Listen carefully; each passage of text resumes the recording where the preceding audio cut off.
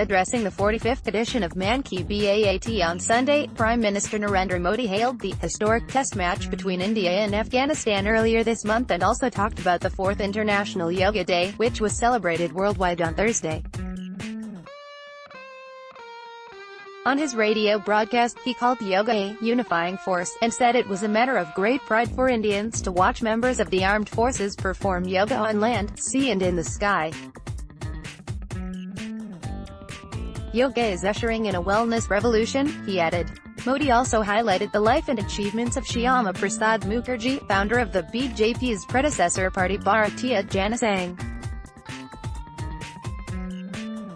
Dr. Shyama Prasad Mukherjee, the most important thing was the integrity and unity of India, and for this, at the young age of 52, he also sacrificed his life, the Prime Minister said. Here is the full text of his Mann Ki Baat address. Namaskar. My dear countrymen, I'm fortunate once again to be face-to-face with you in the Mann Ki Baat program. Just a few days ago, a historic cricket match took place in Bengaluru. Of course you must have realized that I am referring to the test match between India and Afghanistan. It was Afghanistan's first international match, and it's a matter of honor for us that this historic match for Afghanistan was played with India. Both teams performed par excellence. Besides, bowler Rashid Khan had performed exceedingly well in the IPL earlier this year.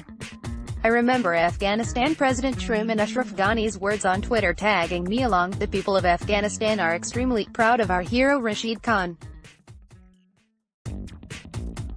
I'm also thankful to our Indian friends who created a platform for our players to showcase their skills. Rashid represents what constitutes the best of Afghanistan. He is an asset to the world of cricket. Then he quipped, "No, we are not giving him to anyone. This match will remain etched in our memories for a long time. Anyway, being the first match, it is naturally memorable, but I will cherish it for a special reason." The Indian team did something that is exemplary to the whole world. What does a winning team do while receiving the trophy? The Indian team, while receiving the trophy, warmly invited the Afghanistan team, which had played its first international match, to pose together for photographs. This incident exemplifies the very spirit of sportsmanship. Sports is an excellent route to unite society and to showcase the talents. I felicitate both the teams of India. I sincerely hope that in future too, we'll play with each other with the best sportsman spirit. AP My dear countrymen, this 21st of June, the 4th Yoga Day presented the rarest of sights. The whole world appeared as one entity. In the European Parliament in Brussels, at the UN headquarters in New York, on Japanese naval warships, there were sights of people performing yoga. Saudi Arabia witnessed its first historic yoga program, and I am told many asans were demonstrated by women. On the snow-capped mountain peaks of Ladakh, Indian and Chinese soldiers performed yoga in unison. Yoga breaks all barriers of borders and unites people. Zealous citizens of hundreds of lands overlooked divisions of caste, religion, region, color and gender to transform this occasion into a massive festival. If people from the entire world ardently participated in programs on Yoga Day, why should India not feel elated many times over? It is a matter of great pride for 100. A section of our brave soldiers did yoga in submarines. Some of them chose the snow-clad mountainous terrain of Siachen for the same. Our air warriors astounded everyone by performing yogasanas in mid-sky, some 15,000 feet above the earth. Spectacular was the fact that they achieved this feat not inside an airplane but while floating mid-air. Schools, colleges, offices, parks, skyscrapers, playgrounds came alive as yoga venues. Heartwarming was an instance in Ahmedabad. Around 750 Divyang brothers and sisters assembled at one place to do yoga and thus created a world record. Yoga has broken barriers of caste, creed and geography to unite the people of the entire world, which is the very essence of the real sentiment innate to Vasudeva Kutumbakam that we have followed in letter and spirit over centuries. Our rishis, sages, and saints have laid emphasis on certain tenets. Yoga has proved them in a concrete manner. I believe that the concept of wellness today is bringing about a revolution. I hope the campaign of wellness through yoga will gain further momentum. More and more people will come forward to make it a part of their lives. My dear countrymen, many of you have urged me on my Governor Narendra Modi app to mention Doctors' Day, the 1st of July. You are absolutely right. We think of doctors only during times of distress. But this is a day when the nation celebrates the achievements of our doctors and expresses gratitude for their spirit of service and commitment towards society. We are a people who, by nature, revere the mother as the equivalent of God, since she is the source of our very existence, our life. On the other hand, there are times when it is the doctor who gives us rebirth. The role of a doctor is not limited to mere treatment of ailments. Often a doctor plays the role of a family friend, a lifestyle guide. They not only cure but also heal. Today, doctors possess not just medical expertise, they have a vast experience on the correlation between general lifestyle trends and their effect on our health. Indian doctors have carved a niche for themselves in the entire world through their capabilities and skills. Our doctors have gained recognition for their expertise in the medical field, hard-working attitude and the ability to solve complex medical problems. Through Mann ki Baat, I extend my warmest felicitations on behalf of the countrymen to all our doctors, ahead of Doctors' Day on the 1st of July. My dear countrymen, as a people, we are truly blessed to be born in this land, Bhumi of Bharat, India. India has had a rich historical canvas. Every single month, every single day in fact, is a marker of one historical event or the other. Every place in India is replete with signposts of heritage. Every place has been blessed with a street, a luminary or a great, famous personality who has contributed through his sagacity. Thank you very much for your phone call.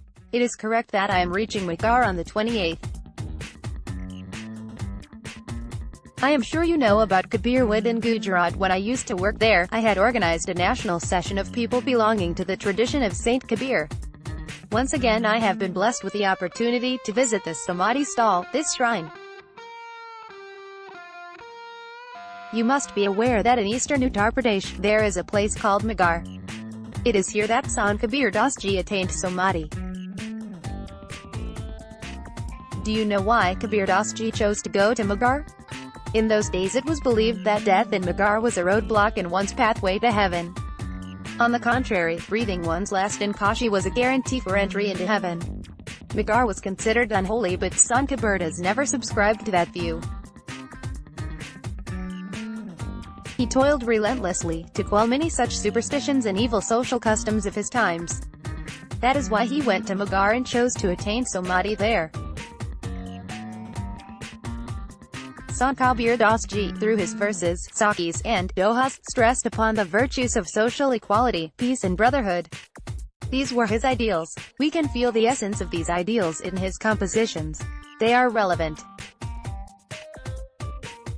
I quote a doha, "The true saint is the one who recognizes those who do not feel the pain of others are insensitive, uncompassionate." Kabir Das Ji laid great emphasis on social cohesion. He was a thinker way ahead of his times. In those days, when the whole world was undergoing strife and degradation of moral values, he spread the message of peace. He worked towards uniting the populace, bridging their differences. There will be no enmity in the world if the inner being is at peace. Compassion should be the universal way of life. Other doha, Kabir has written, "Compassion leads to righteousness, greed leads to sin. Anger is sure to devour you, forgiveness is a great virtue." He said, "Never ask a saint his caste or creed, ask him about his repository of knowledge." He appealed to the people to rise above divisions of religion. His principles are relevant even after several centuries have gone by. Since we are referring to Sant Kabir Das Ji, I am reminded of a doha couplet in which he says, "Such is the exalted status accorded to the Guru, the teacher. And one such guru is Jagatguru, Guru Nanak Dev. He showed the righteous path of life to millions, inspiring them for centuries. Guru Nanak Dev's teachings endeavored to eradicate caste-based discrimination prevalent in society. He perceived humankind as one. Wherever he went, he took many initiatives for the welfare of the society. The establishment of a kitchen free of social discrimination where a person of any caste, sect, religion or community could eat, or what we know as the Langar system, was initiated solely by Guru Nanak Dev Ji. The 550th Prakash Parv of Guru Nanak Dev Ji will be celebrated in 2019. I want all of us to join this great festival with enthusiasm and fervor. To celebrate this festival in the entire Indian society and around the world, I also urge you to suggest new ideas, new concepts, and innovations on which we can ponder and make preparations, and thus we can also celebrate the Prakash Parv as Prerna Parv with a great pride. My dear countrymen, the history of India's struggle for independence is very long, very vast, and is filled with countless sacrifices. There is another chapter of history associated with Punjab. In the year 2019, 100 years of the horrific incident of Jallianwala Bagh will come to a full circle. It was an incident that embarrassed the entire humanity. Who can forget that dark day of April 13, 1919, when, abusing all limits of power, crossing all the boundaries of cruelty, the guiltless, unarmed and innocent people were fired upon? How can we remember the completion of 100 years of this horrific event is something we can all give a thought to, but we must also remember the everlasting message that this incident has imparted, that is, violence and cruelty can never solve any problem. It is peace and non-violence, renunciation and martyrdom that are triumphant in the end. My dear countrymen, Mr. Raman Kumar of Rohini, Delhi, has written on Narendra Modi mobile app that on coming July 6 happens to be Drive Shyama Prasad Mukherjee's birthday, and he wants me to talk about Dr. Shyama Prasad Mukherjee in this episode of Mann Ki Baat. Thank you very much, Ramanji. It feels great to see your interest in India's history.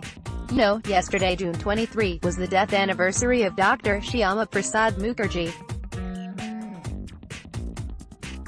Dr. Shyama Prasad Mukherjee was associated with many fields, but the areas which were closest to his heart were education, administration and parliamentary affairs. Very few people would know that he was the youngest Vice-Chancellor of the University of Calcutta at merely 33 years of age.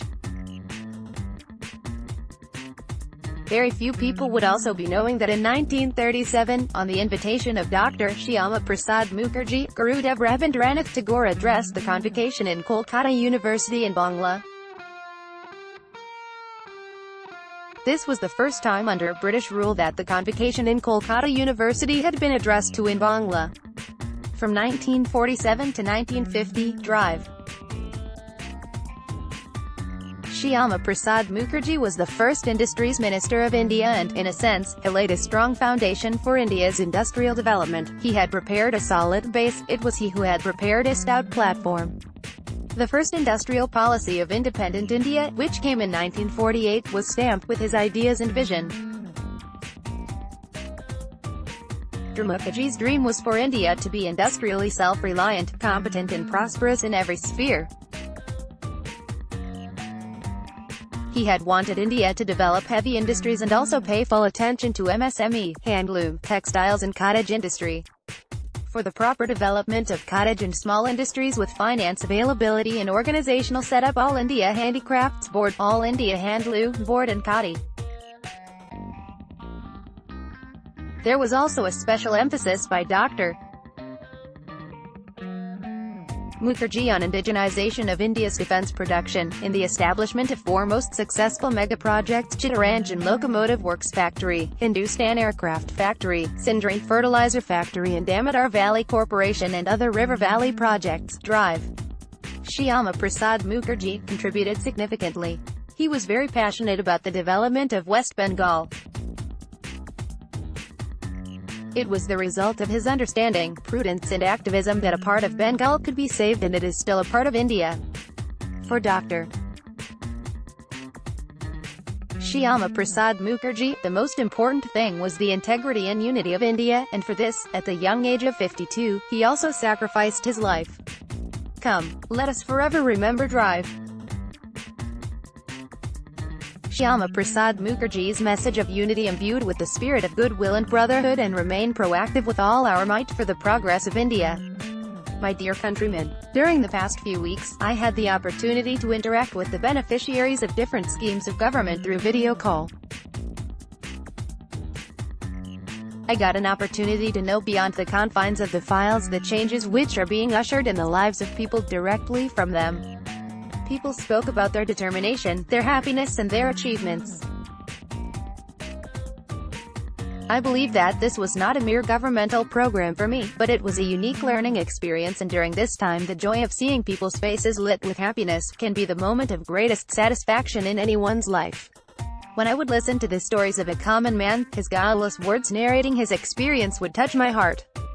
In far distant villages, daughters are providing services ranging from pension to issuance of passport to senior citizens through the aegis of common service centers. A sister from Chhattisgarh collects custard apple and does business by making its ice cream. Like Anjan Prakash in Jharkhand, many lakhs of young besides running the Yuva Jan Aushidhi Kendras in the country are providing affordable medicines in the nearby villages. At the same time, a young man from West Bengal desperately seeking a job 2 to 3 years ago is now a successful entrepreneur, and not only this, he is providing employment to 10 to 15 people. Whereas young school students from Tamil Nadu, Punjab, Goa are working on an important topic like waste management in their school's tinkering lab. I just do not know how many such stories were shared with me. There wasn't a single corner of the country where people did not have a success story of theirs to share with me. I am glad that, in this entire program, I witnessed the accomplishments of the common man more than the achievements of the government, for the country's power, the power of New India's dreams, the power of the resolve of the New India. This is what I experienced. There are certain people in society who find no solace till they do not express their frustrated views, their depressed views, and seek ways to divide rather than unite. In such an environment, when a common man comes to you talking about emerging hope, new zeal and events that have taken place in his life, it is not to the government's credit. An incident regarding a small girl from a remote village too can inspire the 125 crore people. With the help of technology, through the video bridge, even a single moment spent with the beneficiaries was very enjoyable, very motivational, and provided satisfaction to work more. There is a renewed joy in dedicating your life for the upliftment, and you're left with renewed fervor and inspiration. I am very grateful to the countrymen. 40 to 50 lakh people participated in this video bridge program and imparted me with a new strength. I again want to express my gratitude to you all. My dear countrymen, I always feel that if we look around us, somewhere or something good always happens. Many good people out there are involved in beneficial work. We can also smell the fragrance of righteousness. In the past, one thing came to my attention, and it happens to be a very unique combination. On one hand, where we have professionals and engineers, on the other hand, there exist farmers tilling the fields, our brethren and sisters associated with agriculture. Now you must be wondering that these are two completely different occupations. What is the relation between these professions? But there exists a link. In Bangalore, corporate professionals and IT engineers came along and created an effortless Samriddhi Trust, with which they have doubled the income of the farmers by successful activation of this trust. This trust remained associated with farmers, drew plans and made successful efforts to increase the income of farmers. The training to inculcate organic farming while teaching latest agricultural techniques and how to grow more crops along with a single cash crop in the fields was imparted through the professional, engineers and technocrats associated with this trust started giving training to the farmers. The farmers who initially used to depend on the same single cash crop in their fields, and that too the yield was also not good, to getting lesser profits, today are not only growing vegetables but also marketing their own vegetables and getting good prices through the trust. Farmers producing grains have also become associated with this trust. On one hand, farmers have a major role in the entire chain from cultivation till the marketing of crops, whereas on the other hand, to make certain the farmers' participation in reaping profits is an attempt to guarantee their right. A separate seed bank has been created to make good agricultural strains available for reaping a bumper harvest. Women have also been added in this activity and they supervise the work of this seed bank. I congratulate these young people for this innovative experiment, and I am happy that these young professionals, technocrats and others associated with the world of engineering, got out of their comfort zone to make a connect with the farmer, the village, fields and barns. Friends, your youth power is really inspiring for any young person. Many other young people of our country will definitely visit your website and look closely at your work, and will also be inspired by how they can be of use in different areas of the social milieu in their area. I once again felicitate the youth of my country for their innovative experiments, some of which I might have got to know, some might have escaped me, some people might or may not be aware of, but nonetheless I wish countless people involved in doing beneficial work very good luck from my side. My dear countrymen, it's been a year when GST was implemented. One nation, one tax was the dream of the people of this country that has become a reality today. If I have to give credit to anyone for successful implementation of one nation, one tax reform, then I credit the states of our nation. GST is a great example of cooperative federalism, where all the states decided to take a unanimous decision in the interest of the nation, and then such a huge tax reform could be implemented in the country. So far, there have been 27 meetings of the GST Council, and we can all feel proud that people from different political ideologies have been involved in these meetings. These meetings involve representatives of different states which have different priorities, but in spite of all this, all the decisions that have been taken in the GST Council so far have been taken with absolute consensus. Before the onset of GST scheme, there were 17 different types of taxes prevailing in the country, but now only one tax is applicable in the entire country. GST is not only the victory of integrity, but it is also a celebration of honesty. Earlier, in the case of taxation and allied affairs in the country, there were rampant complaints of inspectorage. In the GST scheme, information technology has replaced the inspector. Everything from return to refund is done through online information technology. The check post has become extinct after the arrival of the GST scheme, and the movement of goods has become faster, which not only saves time but is also accruing benefits in the AREAOF logistics. GST is probably be the biggest tax reform in the world. The successful implementation of such a huge tax reform in India was successful only because the people of the country adopted it, and through the power of the masses, fueled the success of the GST scheme. It is generally believed that such a big tax reform, in a huge country like ours with such a large population, takes 5 to 7 years for effective adoption. However, within a year, the enthusiasm of the honest people of this nation, the celebration of integrity in the country and the participation of people resulted in this new tax system managing to create a space for itself, has achieved stability, and according to the need, it will bring reform through its inbuilt arrangement. This is a huge success in itself which 125 crore Indians have earned for themselves. My dear countrymen, once again, while concluding this episode, I wait most eagerly for the next chapter of Mann Ki Baat, of meeting you and talking to you. I wish you many felicitations. Thank you very much. The entire text has been taken exactly as posted on the official website of the Prime Minister's office and has not been edited by First Post for style or content. Updated date, June 24, 2018, 12:50 p.m.